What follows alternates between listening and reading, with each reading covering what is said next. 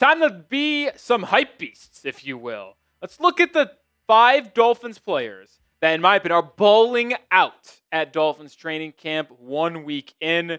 And the first player that we have to discuss is the linebacker, Willie Gay Jr. If you've watched our content, we talked on Tuesday about how good he was. We said in our winners and losers video, he was a winner. And he's just going to continue to be on these positive videos that we make as he continues to be a dominant force at training camp. Like right now, he is currently trending towards being a starter on this Dolphins defense alongside Jordyn Brooks. Now, that was obviously expected to be Tyrel Dodson, but with how well Willie Gay Jr. has performed in stopping the run, in blitz packages, in covering the middle of the field in pass coverage, like he has just shown you that he could really take a leap and be a legit starting linebacker potentially in the National Football League. We'll continue to have a conversation on Willie Gay, but make sure you follow us over on Instagram. We've got more short-form content over there. We got clips from training camp. We got reels. We got posts. We're 39 followers away from 1,000. When we get to 1,000, we're going to do a Instagram video on the channel of questions just from Instagram. So give us a follow for more Dolphins coverage. But if I had to put out a defensive lineup for a snap tomorrow against the Indianapolis Colts in week 1 of the NFL season, I think I would have Willie Gay Jr. alongside Jordyn Brooks. I really think I would. This is a player that was a 3rd-round pick out of Mississippi State. He has played for multiple teams, Saints and Chiefs, to name a few. And I think he can really make a difference. He's speedy. He plays hard. He brings energy on a daily basis. I mean, I can't get enough of these scream videos that the Dolphins social media is throwing out there of him yelling, running onto the football field every day. I just like passion. And if you're giving me maximum effort every single day, every single play, I can live with some mistakes. Willie Gay Jr. gives you max effort every single practice, every single snap, every single play. And I can live with him making a mistake now or sometimes during the regular season. So right now, yes, I think Willie Gay Jr. could be a starter for this Dolphins football team, and he's the number 1 player on my bowling out list. Number 2 is going to be Jaylen Waddle. Waddle, man. I'm excited about this, man, because wide receiver 1 is showing out early. And I call him wide receiver 1 because to me he is. Is Tyreek Hill still a better wide receiver right now? Yes, he is. There's no debating that. He is. He's better. But with Tyreek Hill's cap hit being $52 million next year, the Dolphins can cut him after the season and save $36 million. We know where this is headed. They're going to move off of Tyreek Hill after this year. And heck, if they struggle earlier in the year, which I don't think they will, but if they do, they could trade Tyreek Hill at the trade deadline. So this is your wide receiver 1 in the future. And you want him to be dominant. You want him to be heavily involved in your offense early in camp. And he has. He's been creating a ton of hype, ton of good plays. And I'll say this, like, if he wasn't performing well to the part where he is, I would be a little bit concerned because obviously Miami's cornerback room is their worst position group on their roster. And, well, it might have actually passed tight end, so tight end might be the worst now, but we'll see. Either way, I would have been concerned if Jaylen Waddle was struggling against this secondary. But with him playing well, it makes me excited. It makes me believe he is going to have a big year after not reaching 1,000 yards in 2024 for the first time in his career. I think there's a chance that he's actually the leading receiver for this Dolphins football team if he's able to stay healthy. And I want you to show this future wide receiver 1 of Miami some love by spamming his jersey numbers down in the comments section. Go down in the comments, spam 17s to show Waddle some love. Number 3, how about the second-year edge rusher, Chop Robinson?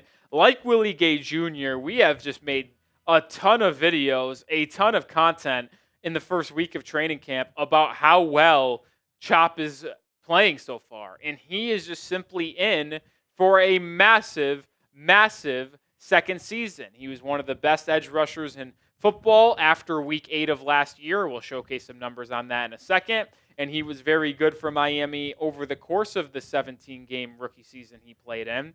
And I'm excited to see what he can bring to the table, man. This is a really highly touted football player who got after the quarterback late in the year, shows the athleticism, first step, the twitchiness, the bendiness to beat you with speed, beat you with power, beat you with a spin move, a rip. Like, I am just so excited about Chop Robinson and his future with this Dolphins football team. And although I wasn't the biggest fan of the pick at the time, I think I graded it a C+ or B-. I can't remember which one because I won Graham Barton from Duke. I will gladly say I am slightly wrong there because this guy looks like the leading player for this Dolphins defense for hopefully the next 6 to 8 years and a potential Defensive Player of the Year candidate. I didn't say it. Jalen Phillips did. He said he has that type of future if he continues to progress. And before we get into more around Chop, protect your future, potentially, with Ethos. And in this day and age, you can't take anything for granted. When you lose someone close to you, you can't help but think about the future. With life insurance through Ethos, your family is protected. Life insurance is a perfect way to make sure you are covered, can help pay the mortgage or your kids' college tuition. And right now, you can get a free quote at ethos.com/NFL Daily. Ethos is an online platform that makes getting life insurance fast and easy to protect your family's future in minutes, not months. Life insurance is more affordable than you think. With Ethos, you can get a free quote and customize a rate that fits your budget. The process is 100% online with no medical exam required. Just answer a few health questions and get a quote in as little as 10 minutes. 3 million families have completed their applications and trusted Ethos to help find the right coverage. So protect your family with life insurance from Ethos. Get your free quote at ethos.com/NFL Daily. That is ethos.com/NFL Daily. Link is in the description and comments of today's video. Appreciate them for sponsoring today's show. I mentioned how good Chop Robinson was after the halfway point of his rookie season. I just feel like he finally started to understand the game, what is required, and everything slowed down for him. And you'll hear players say that happens all the time. You look at PFF, they graded him as the 7th best pass rusher in football from week 8 to week 17. He logged the 4th most pressures, the 4th most QB hurries, had the 3rd best win percent rate in his pass rushes at 20%. And then in their signature pass rushing stat, they gave him the 3rd highest grade from that point on. Like, he just was absolutely dominant in the back half of last season. And I just saw someone, I won't name names, who covers the Dolphins and is at training camp, respond to Jalen Phillips' statement about Chop Robinson being a potential Defensive Player of the Year candidate and said that Chop's not even a starter because he isn't able to defend the run at this point in his career. Just absolutely ridiculous stuff to be said there, man. Like, listen, you can be down on a player, but you can't just say he's not going to be a starter because I'm guaranteeing, if he is healthy for week 1 of the season, when the Dolphins defense trots out there and you see 2 edge rushers, one of them will be Chop Robinson. And we likely will probably see either Jalen Phillips or Bradley Chubb be that 3rd edge rusher.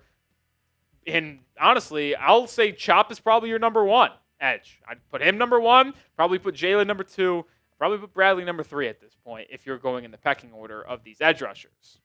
Number 4 is our QB1, Tua Tagovailoa. And I think he's having one heck of a good training camp to this point. 1 weekend, I think he's been great, man. I think he's been very impressive to me. And it's not just for what he's been able to do on the football field. There's just different reasons. His leadership, he's got to take command of this locker room more now than ever, especially with how tumultuous it has been over the past couple of years between players leaving and speaking out, players asking out. Like, you need strong leadership to this point. And right now, your 2 leaders are Tua and Zach Sealer for those 2 sides of the football. But when you're talking about Tua specifically right now, why do I think he's been impressive in balling out? Well, one, they've been able to consistently hit chunk plays as well as succeed offensively early. We'll see what happens when they play a different football team like the Bears, Jags, and Lions, and preseason and these joint practices, but Tua hasn't turned the ball over to this point. The accuracy is on full display. He has had great connections with Jaylen Waddle, as we mentioned a little bit earlier. And I already talked about the leadership. I think what he said to the media about Tyreek Hill, about being very candid and honest about how that relationship needs to be built up again, because you can't just let what Hill said at the end of the season after the game against the Jets slide. Like, I like that. I like the fact that he held him accountable a little bit. And I hope that Tua, even though he might not be a vocal leader naturally, starts to really come into his own as a leader as he gets more comfortable in this locker room and in the National Football League. I think he has the ability to do so, and I just hope that he's able to transition his success early on in training camp to the regular season, stay healthy, and put together a really good 17-game season, because the last time he played 17 games, he led the NFL in passing yards in 2023. One more to get to here, but if you want more content on the Dolphins, make sure you subscribe, because we've got shorts, we've got videos 2 times a day, news, rumors, everything in between. Join the channel for the top coverage of the Fins during training camp.